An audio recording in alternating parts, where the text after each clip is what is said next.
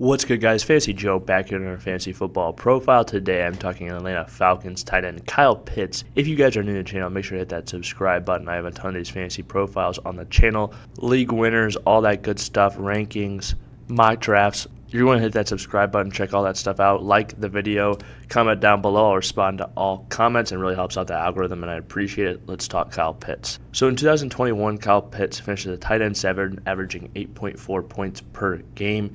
He had 110 targets, which he turned into 68 receptions, 1,026 receiving yards, good for 15.1 yards per reception, and 1 receiving touchdown.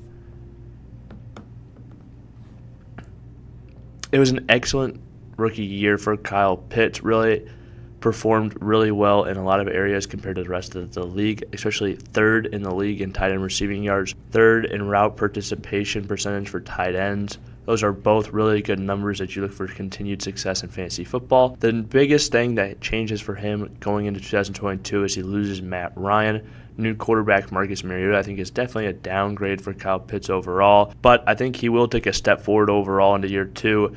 I think that there's still not much competition for targets overall. Kyle Pitts and Drake London are going to soak up the vast majority of these targets. I think they can both be good for fantasy football, even though they don't have a great quarterback connection with Marcus Mariota, a great quarterback, I mean. And I think even if he doesn't get any better stat-wise, I think he'll still get 1,000 yards just based off his talent alone and his role in the offense. They'll also be a team that'll be losing a lot, even though they don't throw the ball a lot in first and second down.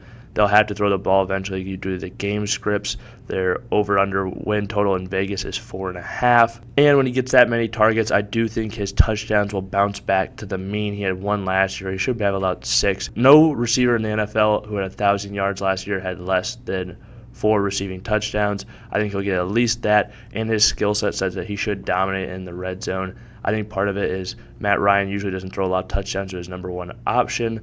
Maybe Marcus Mariota gets over that and can find Kyle Pitts in the end zone, high points and balls. He's great at catching balls in traffic as well. I think he'll be able to excel in the red zone. I think that was a blip in the radar on his fantasy profile moving forward. I'm projected for 70-plus receptions, 1,000-plus yards, and 6 touchdowns. I think he'll have right around that range between 1,000 to 1,200 yards and 6 or 7 touchdowns. And I think he's a worthwhile pick in the 3rd round because of how talented he is, and if he takes that next step. There is risk associated with him, though, just because Marcus Mariota is his quarterback. If you guys have made it to this point in the video, please hit that like button, hit that subscribe button. If you have any questions or comments, drop them in the comment section down below. I'll respond as always. This has been Fantasy Joe.